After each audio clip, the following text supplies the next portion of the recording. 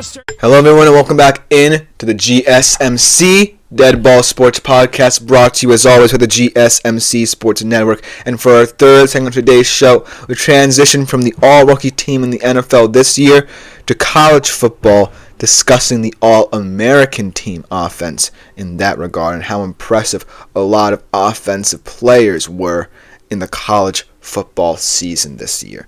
And this offense truly was special. A lot of record-breaking players, a lot of players who are going to do great things in the NFL once they get drafted. But ultimately, I truly feel like when you look at the talent in this offense, this is one of the most diverse and intriguing All-American team offenses ESPN could have put together. And I'm really glad we get to appreciate some of the best players, some of the most underrated players, guys who we didn't think would even achieve their ultimate goals, but ultimately did. Some guys who might be playing at lower levels who you may not have heard of, but I do believe that this team is truly special. And no matter the futures of their careers, they'll always have this 2024 season to remember. So without further ado, let's jump right into this analysis of the All-American team that ESPN just put out, starting off at the QB position, potentially the number one overall pick in this year's draft. Cam Ward had a pretty incredible season. Ultimately, his Miami Hurricanes could not find their way into the playoffs. Their defense ultimately let them down, but Cam Ward certainly fulfilled a lot of promises at the QB position for this team. Quite a journey throughout his college football career did Cam Ward have.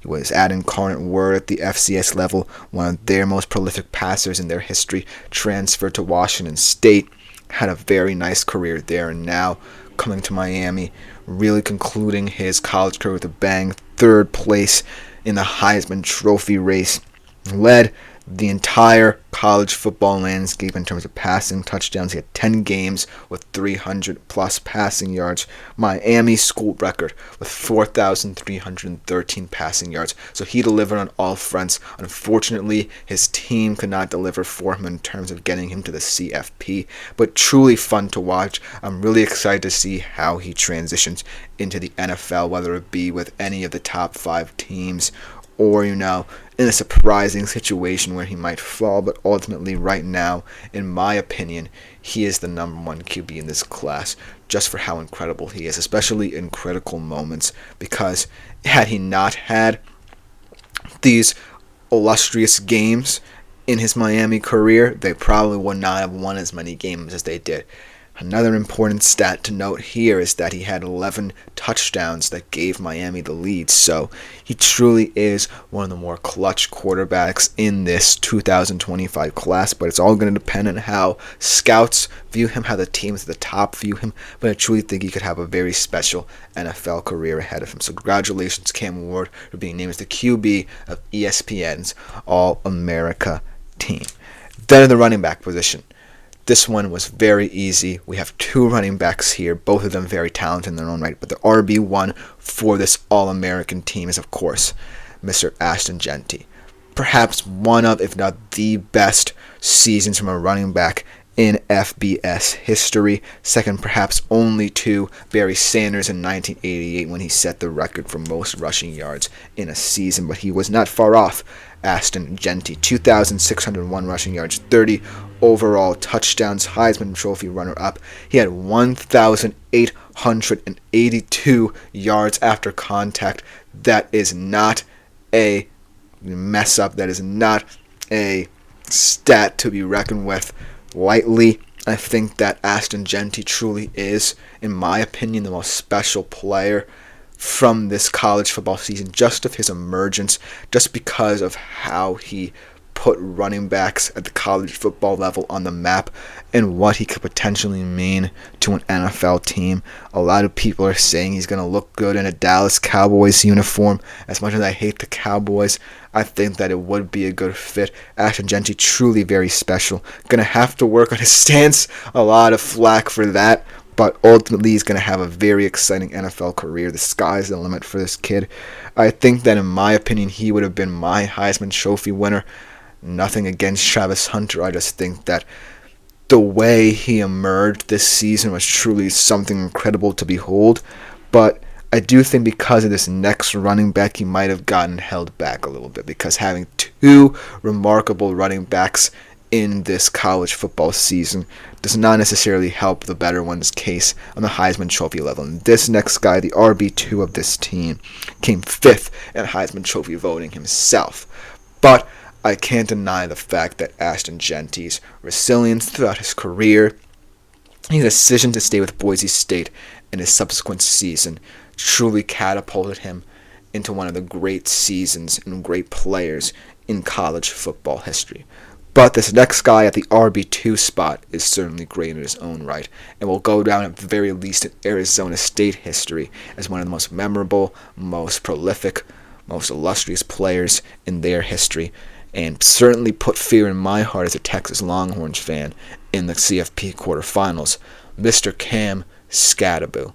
And a guy who many people potentially may have never heard of before this season, but clearly proved why he's one of the country's most elite electric players in that CFP quarterfinal. He was only second to Genty this season in terms of yards from scrimmage, 1,711, 21 touchdowns. But talking about his stats in the CFP quarterfinal against my Texas Longhorns, 450 all-purpose yards. He passed for a touchdown. He ran for 2.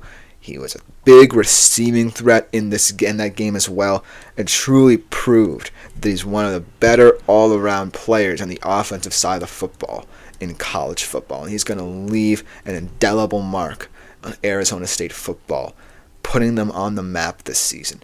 Kanye Udo or whoever is now going to be the running back for Arizona State has big shoes to fill, because there's no replacing a guy like Cam Skattebo and all the production he can give you. So, looking at these two running backs, it's tough to say which one impressed more. I mean, Ashton Genty, since he's a group of 5 player, probably got a little bit more time in the spotlight just because of his resurgence. But Cam Skattebo, from going from a complete unknown to someone who left an indelible mark on a college football playoff, one of the best games of the 12-team era. Nothing's probably going to top that game in its first ever format. From being a true wrecking ball for Arizona State when they need him to be in critical moments throughout their season, I truly think that it was only right for ESPN to regard both of these players very highly. Now, moving on to the wide receiver position. I feel like this position just got amplified to the next level after the events of the CFP, but why not talk about Jeremiah Smith having a great all-around season for the Ohio State Buckeyes? Because a lot of people could say, well, a guy like Tyrone McMillan might be here, but Arizona State had a down year, and maybe Ryan Williams could be here, another electric freshman wide receiver, but no. I think that his first ever CFP appearance proved why Jeremiah Smith was one of, if not the best wide receivers of the year in CFP in his true freshman season. He had 4 touchdown catches for 290 yards in the first 2 playoff games, averaged 17.3 yards per catch in that regard. He had 1,315 yards or so in the regular season, had 15 touchdowns there as well, already put him in the top 5 in terms of Ohio State single-season records for receiving yards. And as the Rose Bowl MVP, as Kyle Leufert says, thank you for your comment, Kyle. And in terms of being named the Rose Bowl MVP, he truly set forth the status quo, the credo that Ohio State Buckeyes had just built for that game. Because much like Jackson Smith and Jigba in the Rose Bowl a couple of years ago, Jeremiah Smith left a stamp in this game with one of only 5 receivers to have over 185 plus receiving yards and 2 touchdowns in a college football playoff game, and ultimately cemented his status as one to watch for the next 2 years or so before he's eligible to get drafted, truly leaving an indelible mark on the college football season. One of the biggest catches of the college football season that cemented Ohio State's championship. So you really can't go wrong with a guy like Jeremiah Smith. But I don't necessarily think I put a graphic for this guy here. One guy I wanted to acknowledge, and I think ESPN did as well, at the wide receiver 2 spot, Nick Nash of San Jose State, a San Jose State lifer. Someone who you may have never heard of before the season, but truly needs to be given his flowers. Earned the receiving triple crown this year. That is the leader in terms of receptions, yards, and receiving touchdowns. He had 104 catches, 1,382 yards, and 16 total touchdowns. That's pretty remarkable for someone who plays for a school like San Jose State. Someone who stayed there his entire career, nevertheless. Not going to get much NFL buzz, but should be given his flowers for his college football career. Now let's talk about the tight end position, because I love this guy. A do-it-all player for the Penn State Nittany Lions. Is truly going to be missed by them next season. Mr. Tyler Warren.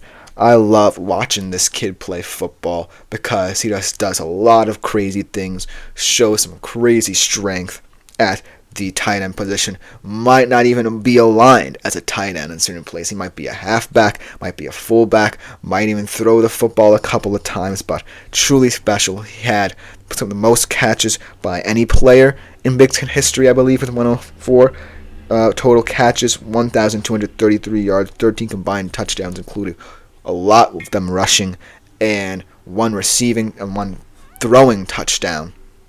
I mean, truly a hybrid player who a lot of people are going to have fun with in the NFL, in their offense, should they draft him.